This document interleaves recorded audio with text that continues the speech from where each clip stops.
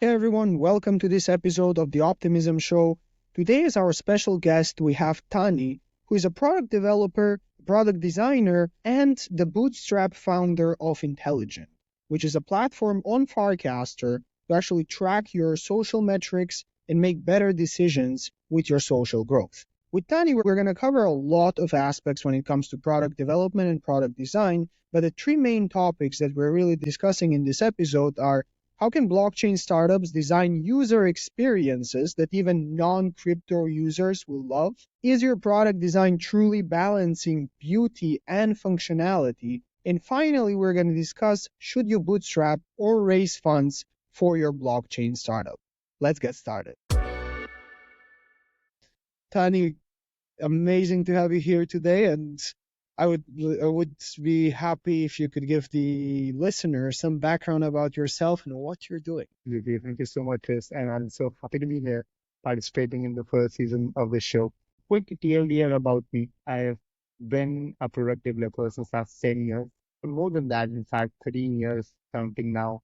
I've primarily been building consumer products for myself. I led a conceptualization agency, a studio technically, where we help uh, brands from the smallest scale to the biggest of the startups, biggest of the organizations create digital solutions. And that was primarily in Web2.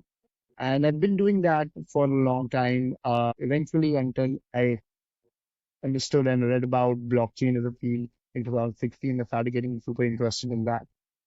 Fast forward to 2019-20, up until then, I had not contributed anything to the field. I was just like a casual observer of the field. I didn't think that I had enough resources to be able to do anything in this field. At that point of time, when the gas prices were almost $200 per single transaction, of course, Bitcoin was not extendable in any kind of way. When it happened, we finally saw the NFT summer come along. And that is when I created a few products. They went viral. A couple of startups started inquiring whether I would like to join them as a product manager, designer. I started helping a few NFT exchanges build products, but eventually realized that the field really needs some really good, well polished products out there for them to really expand and increase adoption.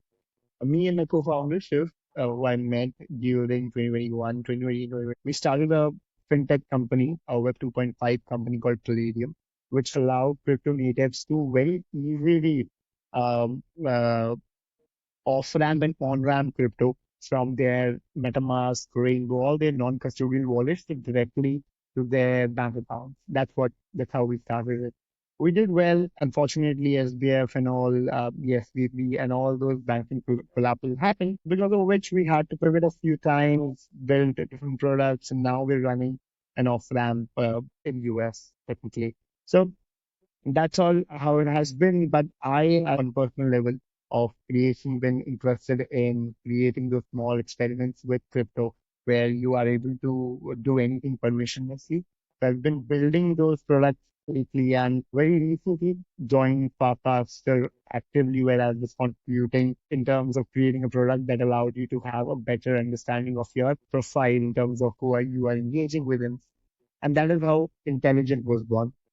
And I've tried to explain intelligence to a lot of people in a lot of different ways, because when it started as a project, it started as something as just an engagement. I would say it started as a wallet extractor from your engagement. So all you had to do was you had to drop a class, and everyone who has interacted with that class, everyone who has commented on it, liked, recasted, or anything of such, you are able to extract the usernames and the wallets which are connected to them directly. And you could they just airdrop them things. And this tool was used by a lot of creators on Farcaster for initially incentivizing their following to do that. And from there, intelligent progressed a bit into analytics, giving you deeper insights into who you're interacting with, who are your top followers, the impact followers that are following you, that are also unfollowing you, and because everything is open in terms of blockchain. So this is where intelligent has been working and operating. Very recently, I've started to consolidate a vision for it, of it being a view of your identity. So the thesis is that as we have the social graph decentralized already, we'll see a lot more experiences being built on top of it. Right Yeah. now, in the pre-Web3 world, the social media that existed with the notion where the person or the company that took the onus of consolidating your social graph also took the onus of servicing it. But we are seeing this entire shift happening where we have companies like Merkle who contain your social graph into one place through smart contracts, but they do not take any guarantees or warranties of servicing it. What I mean by that is you can use the same social graph and service it in your own way with the same set of people, same set of relationships. As this service layer opens up to everyone, assume we'll have a lot more different data types of relationships exist between the same identity. I want people to use intelligence to track all kinds of different data types into their one place. It could be that you have certain engagement on something like Dracula happening, which is like an ecosystem on Farcaster. You have Moxie, which is another ecosystem, and you have fan tokens in them. So there's another relationship there between you and the same profile in countless different ways. But it gets very cumbersome to track them across one platform. What immediately help you do that? And none of the platforms over there will ever be composable enough to help you do each other. It just intelligence will become that aggregating layer where you will be able to track everything in one place and have like a god view of your identity. And that's what the vision has been. That's why it's fascinating, especially like with ecosystems like Farcaster that practically get you allow you to own your audience truly, regardless of what happens. Like something like the intelligent really gives you the insights to truly do things, not necessarily just monetize or just know your audience, but actually give you the freedom to do things with your audience and be as creative as you want. Absolutely. And I think one of my fundamental theses when I started experimenting in Web3 has been the composability nature of it.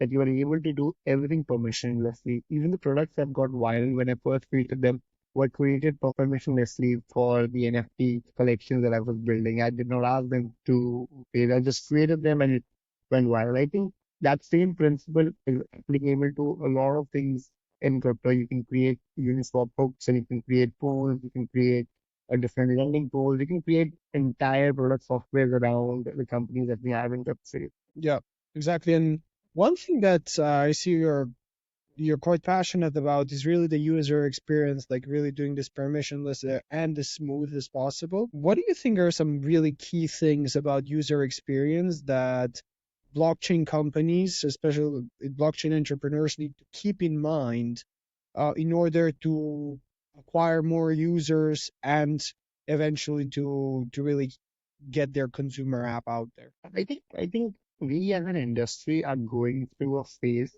where we have been so long into it that we have forgotten that some of the terms that sound very basic to us are not even comprehensible for people outside crypto. So things like wallet, connect wallet, gas fees, I still have people around me. Majority of the people, I think, even in your life, there are people around who do not understand the basic concept of how these things work. I tell people that we are still in a phase where most of the people are still getting on the internet.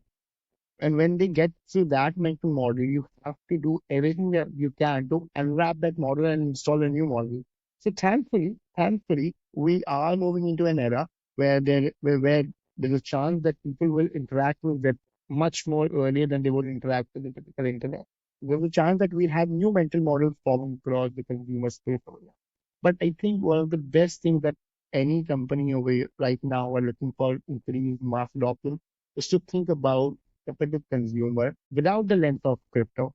They have to think about the person. They have to think about what that person wants, what that person, the way they think about any certain product. Today we are talking on this platform and we are multiplying in that sense. But and we don't care about the technology that goes into building this current video platform that we are talking on. We don't care about the protocols that it's using. We don't care about the hosting that there are. We just care about clicking buttons.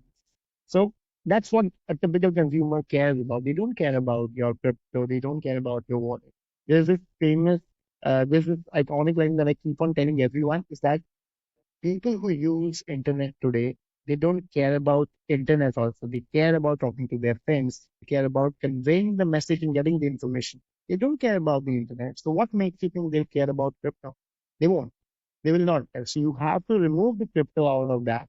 Get back to the basics of how any kind of business works, what you can offer them, what you cannot offer them. Of course, it does not work for companies which are really operating on the B2B side of crypto, where the end goal is also someone who is operating in crypto. This advice is more for someone who is looking forward to creating viral experiments now that we can because of the gas prices. They need to remove the lingo of crypto completely out of the product. Of course, you are allowed to use terms like on-chain and stuff, which are the new terms, but make it as simple as possible for the end users. Don't make it for crypto natives, make it for just like a normal human being. That's an excellent point because there's so many companies nowadays that even like we've been in crypto. I don't, you probably have faced such a situation, but I have certainly faced a situation where I've been in crypto for years and I still find some companies that I have a pretty hard time understanding what exactly is it that they're doing. Exactly. And I see that every day. I honestly, every single day, the announcements that are happening with respect to the fundraising and everything, it gets a little difficult to comprehend at the first go what they're doing actually. So definitely, I think a lot more. So we do need a lot more copywriters in crypto. That's for sure. We do need a lot more content writers who can explain things to a layman who does not understand technology. Because forget technology, forget crypto natives. When there are people who do not interface well with their own phones, you have to explain them to them. So I think We really need people who will simplify things, be the bridge between the builders and the end user. and thankfully, but we are finally seeing those experiments come along where for a long time crypto has been treated as someone which has something which has a problem. And when now we're finally solving the UI problem, we are reaching another problem that is the incentive problem. Because you've solved the UI, now what? Now what? I mean, why would they use it? And crypto cannot be the answer. It cannot be that it's built on crypto use it. No, they don't care. No one cares about it. And curious, like what do you find are the most efficient ways nowadays to, for example, drive growth to a consumer crypto project? The way I'm seeing the current landscape, so most of the projects right now, unfortunately, are still targeted towards crypto natives, and it's very, I mean, it's not their mistake. It's just that those are the people who are well equipped with the wallet, are funded with the wallet, and that's their target market. I'm seeing more and more experiments come along the Coinbase wallet side where they're integrating, even Privy, for example, where they're integrating fund on-ramp fund directly into the wallets where the end user has the ease of quickly going into the experiment. So I think if they really want to do that, I see they'll have to make it as seamless as Web2. They don't have to talk about fund. Polymarket is a great example, for example. Polymarket has been doing well, although even their flow right now is geared towards the complex flow of connecting your wallet, on wrapping funds using either the wallet or a card. So I think we'll see some innovations happening on that level, where the step from connecting your wallet to funding your wallet to interacting with the piece of software that get abstracted into one. It could be the product sponsored actions to start with, where the products are sponsoring the first action, you are completing the first loop for the users completely, and then let them choose whether they want to complete the second loop or not by themselves. So I think that's something we'll be seeing. That's what VR also did. I think VR as a field also because the entry barrier was so high in terms of the cost of owning a device. They started doing the demos all across the world, all across the pop-up. And that's where people started getting the first taste of the technology. And they started getting, I mean, we're still far away from that, but that's what crypto has to do as well, just to make it so seamless that they are not able to tell whether it's run on crypto. Exactly. Like the as you mentioned previously, the end consumer doesn't necessarily care the technology. Like they don't care how the internet works. They want to connect with their friends. Same with Exactly. blockchain. Like doesn't matter to the end consumer, especially if it's like a B2C, like actual not a business consumer. It doesn't matter to them if you use blockchain or not. It's the end result. Are you giving me what you're promising? And what are you Exactly. promising in the first place? Yeah, exactly. So I mean, it's like imagine if Skype's landing page was not about connecting and doing the video call with other people. It was more about the protocol that helps you transmit video from a point A to it. It doesn't work. No one cares about that. Talk to your family and friends on a video call is the answer. Is something that they have to convey. So I think this is what's missing in majority of the projects right now. I've been trying to help a few and trying to experiment on these lines to see how it's possible because it's genuinely difficult right now. The market that exists and the company and and the people that they have to cater to in order to survive versus creating an entire mass of new Yeah, customers for them. makes perfect sense. And I would assume like that is directly also connected, like the entire communication aspect of these things is Yes, directly connected to how you design the product in the first place. yes. And I would love to hear your thoughts on product design, as I know you're quite passionate about that and you're an expert in product design. What are some things that you believe are very important in product design that every company, or at least the majority of companies, should consider when building their products? And how does that directly interfere with the psychology of the consumer? I wouldn't call myself an expert. I think I'm more or less self-trained and self-experienced in this field, still learning, and there's a long way to learn. But I would say, from my experience, the way I try to build my products is that I try to keep everything very simple. I follow this approach where, if possible, I'll put only one call to action in the entire screen if it's possible. And I try to do that with every context, every screen, every action, every component, is to have just a single call to action. An average consumer does not want to take that load. Today, we are sitting at a juncture where an average consumer is not even watching 20, 30 minutes of YouTube videos, but they are preferring to scroll on Reels, TikToks, and YouTube Shorts. They're spending more time. I talked to a couple of my YouTube friends, and they tell me that Reels have taken over the entire traffic. They're not getting those many views on there. So by this point, what I mean by that is the attention span has really gone down. So the attention span has really drastically dropped. And what does that do is that the person will not spend a lot of time trying to figure out which button to click on your landing page or on your product. They won't do that. What they'll do is they'll want straight away action. So I think this psychology of making sure that the entire path, even though it looks like a free will, but it's subconsciously a guided path for a consumer, will changes the way people interact with their product. Obviously, give them option, but the entire product should be built in a way where it's guiding your consumer right from point A to the point. That's, I think, is something that a lot of companies should cater to. Most of this comes from being able to think fundamentally of what your product is solving. What's the most important KPI? What for you is considered a success in terms of the user journey? I think if you have that nailed down and you know that, okay, doing the swap means success for me, doing conversion means success for me, or probably notification, any kind of those functions means when you have that noted down, it's very easy to push the consumer in that direction ever so slightly, ever so nudge them towards that. That's what I think. And my product philosophy has always been about creating a minimalist. I don't, they do look good, but I didn't add an element for the sake of it. I usually add elements which are driven by utility at their base, and of course, that process needs to be beautiful. Yeah, when it's absolutely necessary. If it's not absolutely necessary, then what is the point of adding something? Exactly. And because beauty can only take you so far, it needs to be, it gives you the first shot. Honestly, the beauty of a product gives you the first shot. So I always tell people that yes, making a beautiful product is a good way to solve the cold start problem of your adoption.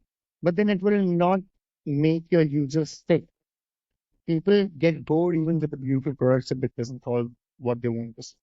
So I think that's very important that you need to have functions or features which are driven by utility, then by beauty, but not to discount beauty as a part. And it's having like, I really like how you structure it down, but like having that utility like first and beauty second. Also, a lot of products, for example, let's say they have a good utility, but Correct. they still somehow struggle to retain their clients. Correct. And I think that's where I mentioned that even though when you focus completely on utility, you cannot discount beauty. So beauty has to be there, but it does not have to be in the driving seat of the product. It needs to be as a co-pilot of being there. It's very important. If you don't have a co-pilot, you miss out on the way you communicate with your end goal, your end users. You miss out on the direction that you're taking and all kinds of things that a co-pilot does in a typical journey. So I think beauty needs to be there. It needs to be there in the way you communicate with people about your product. It needs to be there in the way the product makes people feel about it when they first look at it, And so I think it definitely is a requirement. But for the products that focus completely on beauty, that's where it gets a bit difficult. Because then you're working on the polarizing end, right? Then you have companies which are completely focused on utility and they don't care about that. Tornado gas was kind of like for it's not a beautifully branded product, but I wouldn't say it's a beautiful UI in that sense. So I think recently, for example, Family Wallet is a very beautiful product and it's well done by the entire bench team and everyone.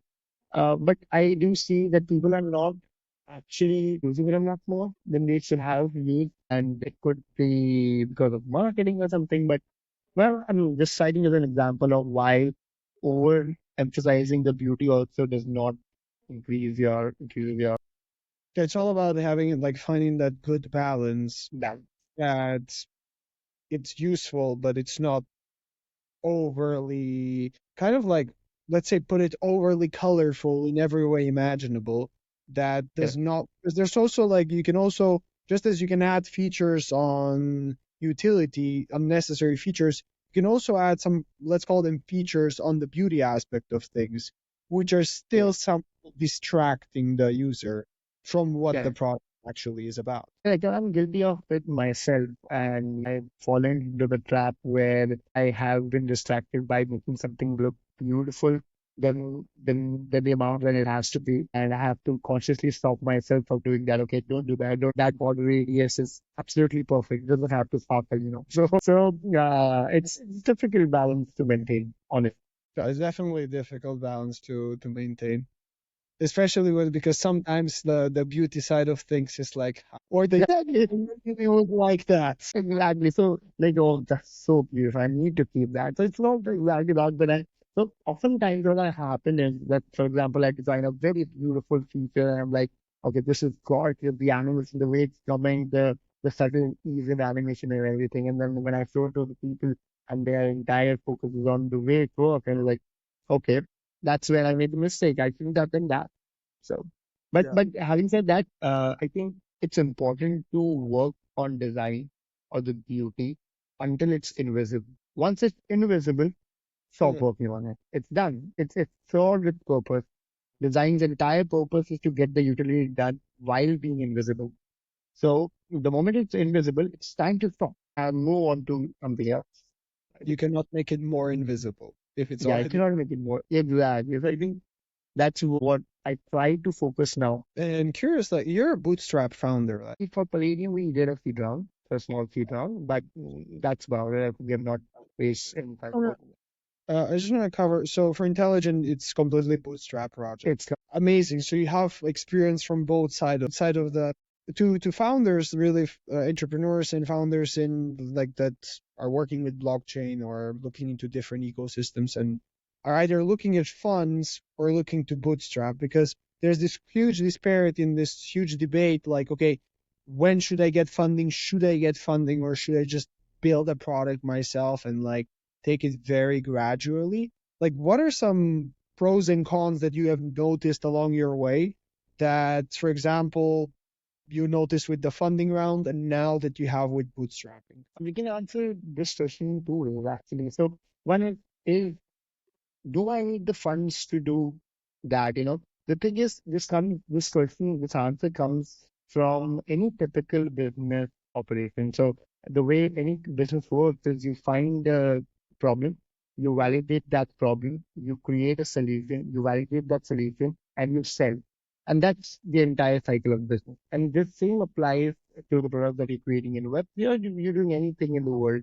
This applies to the same. So in this entire cycle, if you feel that to validate a problem, or first, if you don't identify the problem, you're not getting funds. If you validate the problem and you are able to create a solution, that is where most of the people for the first time need funds. That they have identified the problem, they have validated the problem, they have manually tried to solve it, and it yields results. But now to create a solution is when they most likely need funds. Now, people, founders who are not technically resourced, I would say, usually need it much more than the people who are actually good at the technology in house. You can create the first type of prototype and product in house and create the first thing. I think so. That is where I see if you are ever looking to move from bootstrap version of your company to a funded company, you need to have make sure that you have this circle company. You need to know what you're going to do with the money first. I think that only then it makes sense. Otherwise, it does not make sense. It's very, of course, I'm talking in the context of a very specific journey. There are research-oriented companies who require funds irrespective of what they're doing. There are companies which are not operating in a direct end goal of that, but they still have an end goal in terms of who their buyers are.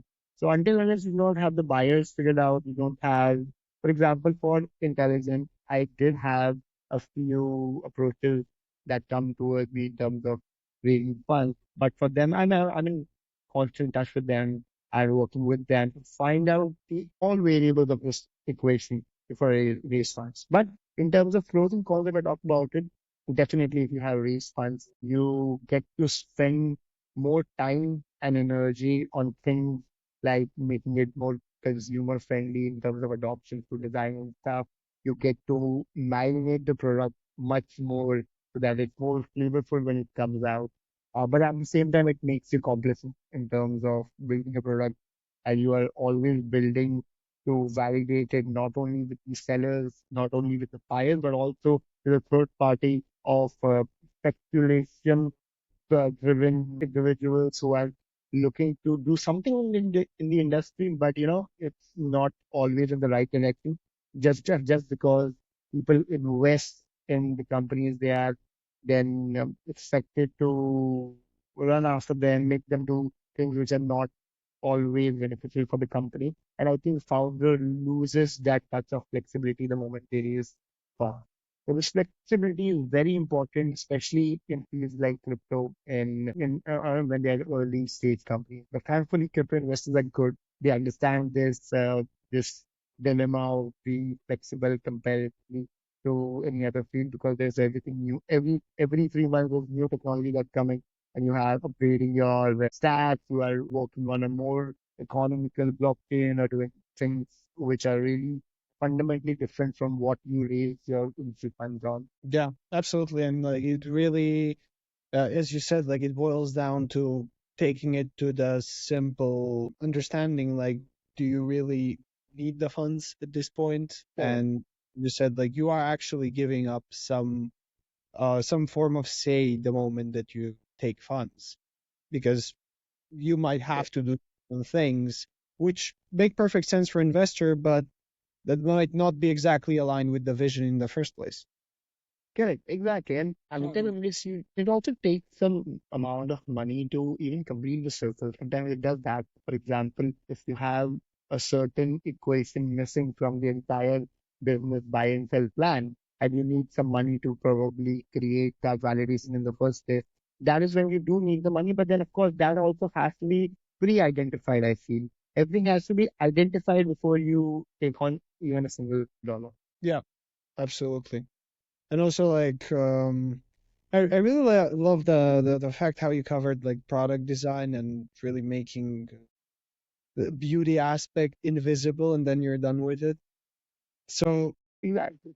I gotta go back to that topic, and I'd love to hear more about like how you're putting that into practice into all your companies, like with Intelligent and also previous companies and even future projects that you might work on. Well, do you have like a specific process that really founders can think through or specific things that they really need to look at in order to achieve this balance? this ideal balance that will allow a good user, like an excellent user experience, a very seamless user experience, and to balance out the utility and the beauty of a project, so the project can actually grow. I Like, think, yes. So I think the typical or usual process of building a software products right now is that people first identify how it works. There's a mental model or a mental picture of the flow that they want to achieve in any kind of software right now. They tell it to their designers build it in Sigma, and they build 0 to 100 in Sigma, making it pixel perfect, which is then handed off to designer who uses it as a checklist to finish off and then just step it around. The problem with this is that this there are countless of thoughts which are happening when you're designing on a Figma on an empty canvas. And a lot of those designs, if you're just a designer, you're thinking of that product just in the beauty sense of it. If you're a founder or if you're a product manager, you're only thinking of the product in a utility sense of it. And as an engineer, you're only thinking in terms of how I can code it, or not even, they're not thinking in terms of the product, they're thinking in terms of implementation. So I have been fortunate enough to be someone who when draws on Figma has all these characters in him talking continuously about all the three processes. So when I'm designing on Figma, first of all, I never design pixel perfect on Figma. I draw 0 to 80 on Figma where I get like a rough outline and our overall beauty aesthetics nailed down in Figma. But then I go to code and I keep enough room in my entire design phase that if I have to change something and if I have to trade off beauty for utility or utility for beauty, I should be able to do that in code. Because even when I'm coding, I'm not thinking of how I can implement this version of the product. I am thinking how I can implement the best version of this product, and this is just like a reference point. So I think one way to do that is, and I've seen and I've worked in teams which have done this better, is to really have a cohesive engineer, product manager, and designer work together on the Figma file. And it sounds very contradictory and it sounds very controversial to be honest, because this entire group so by designers to letting product managers and engineers come on their Figma. But I really feel that the more cohesive your smallest individual combination of engineer, designer, and manager would be, the better the end goal. You'll be able to cut down on things much more faster, and you'll be able to achieve that end result in a much more beautiful way very fast. If you have all these people work and put their minds together. Engineer putting their minds together in the terms of the implementation and the feasibility of the implementation of this product. Designer putting their minds in the utility segment of it, and a manager putting their mind in terms of the utility. yeah, that's actually the real balance that needs to be achieved, which is even going back to the beginning when we started this conversation, which could be causing one of the biggest disparities in the space. That on one Yes. side, you have something that could be extremely useful, but no one really knows what it really is. It's actually quite difficult to use. And on the other side, you have the other extreme. So maybe it's time in the ecosystem, especially like with the help of Farcaster, and like we have the Optimism ecosystem, the super chain and everything, like to start uniting those things. And maybe that Yeah, is one of the main things that will start bringing consumers to crypto. And it correct. won't necessarily be as a push, like come join our products, but more like they don't even know if Yeah, they're using blockchain or not. blockchain. Correct, exactly. And this goes deep into every category of it. It goes deep into the marketing and the marketing heads where they need to remove that lingo as we talked about honestly. I think coming back to my previous point, and that is the reason we are seeing a lot of design engineers come out as a consequence of this requirement, where they need to have the brains of an engineer as well as a designer to make a well-balanced product. And for small teams, it's not an issue where you have limited people working together on a product and they try to solve. But for bigger teams, I always suggest founders and everyone to make your designers code and make your designers think like a product manager, like make them do the sales marketing, make your sales guys do the design, make your engineers do the design, cross contaminate them so that they achieve that balance internally. Which makes perfect sense, actually. Like, then probably everyone will be more peaceful with the other person. Yes. One step into their shoes. Yes, that's true. Tani, like, thank you for these insights. Is there anything else that you believe, especially founders of blockchain companies, should hear that is quite important for them to hear? Stop thinking about crypto as much as you do. First, this advice is only for the consumer founders. Start thinking about people who do not have crypto. Start from there. Don't start from that this person has wallet already funded with XYZ crypto. Don't start there. Start with someone who has not created the wallet yet. Start your journey from there. See how you can support right from that point of time. Use the technology which help you do that. If there are not, create those technologies, create those flows right from the place where someone does not have a wallet. Start from there. I think that's what I would want everyone to understand and work towards. Beautiful. Start from where actually the start is, not just Yeah, from mental not heads. just midpoint. Exactly. And if you do that, I think it will be very, very easy, not only for everyone else in the industry, but you will bring the adoption for your software. I think that's where. And yeah, changing these terms, thinking of them as just app and stuff. Amazing. Tani, thank you for being a Thank you guest so of much, Chris. It's been so amazing talking to you. Thank you for tuning in with us on this episode of The Optimism Show. Don't forget to subscribe and actually share this episode with your friends and connections that might benefit from the insights shared in this episode. And if you'd like to get the notes as well as the short summary of the entire learnings from this episode and the key points discussed with our guest, go to optimism.show/insights. And until next time, stay optimistic.